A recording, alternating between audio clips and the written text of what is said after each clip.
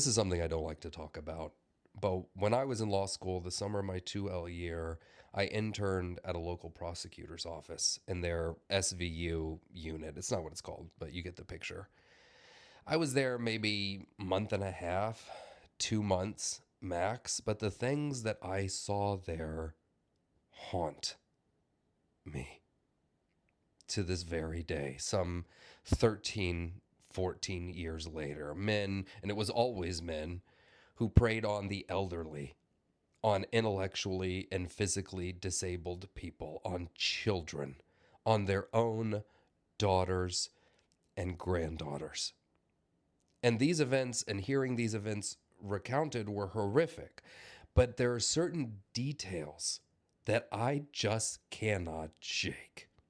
And I think about them all the time.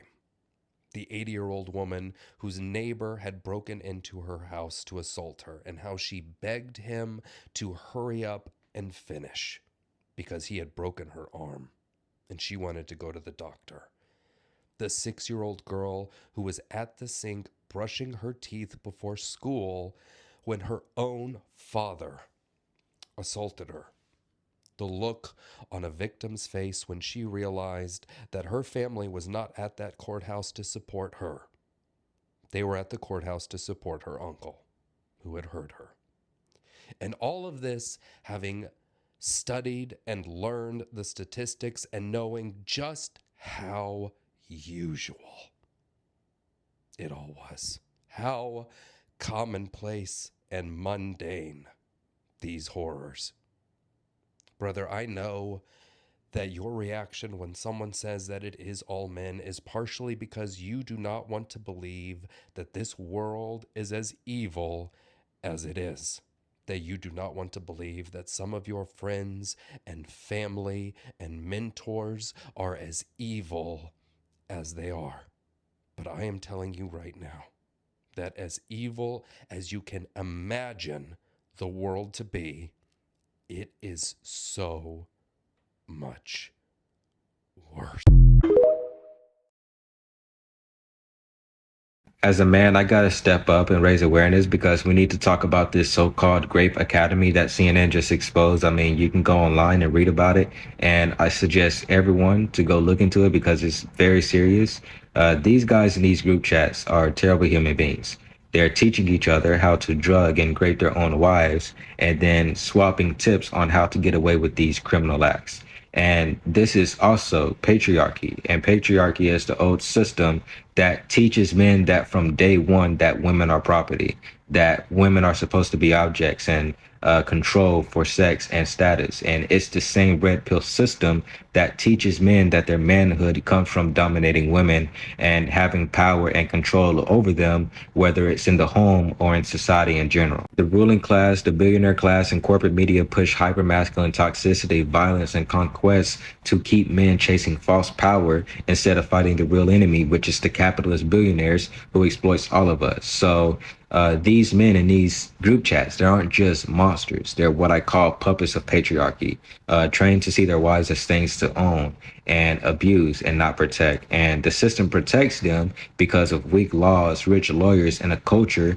that blames women and downplays these things by saying it's just boys being boys. I'm not here to give myself a pat on the back for speaking out. I'm speaking out because silence makes us complicit.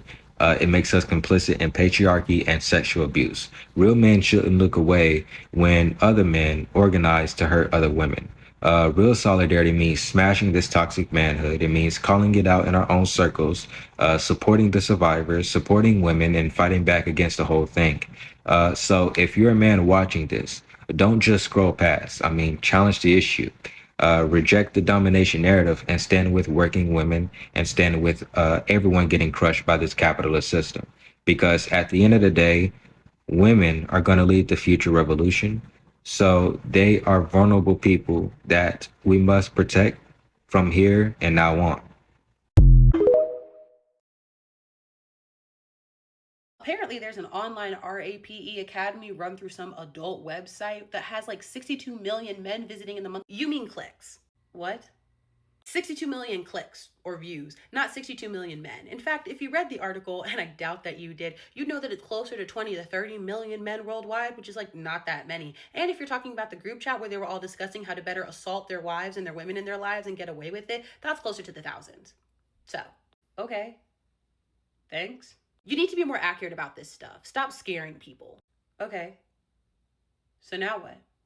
As in, I mean, you got me. You're right. What are you going to do with it? Are you going to actually engage with the issue at hand? Are you still angry enough to want to do something about this danger? Or have you now whittled the number down low enough that we should all just go back to being complacent with this level of casual violence against women? Well, that's not what I'm saying. I'm saying that nobody's saying that facts don't matter. In this age of mis and disinformation, it's a good thing to correct people where you can. Delivery aside, you're overlooking that the issue is that millions of men went to a website where anything goes and then got together to make group chats on how to better assault the women in their lives. At some point, you have to decide if getting the one up on somebody in the comment section is actually worth less than doing something about the systemic violence facing oppressed people. And until you make the correct choice, baby, we'll never be free. I mean, yeah, but the facts. Yes, the facts. And the facts of the matter are, not only did millions of men go to this site and participate in this type of violence, but millions more knew about it and did nothing. Those are the facts. Are you going to stand here smug in the face of people who are terrified and angry, or are you going to try to do something about it?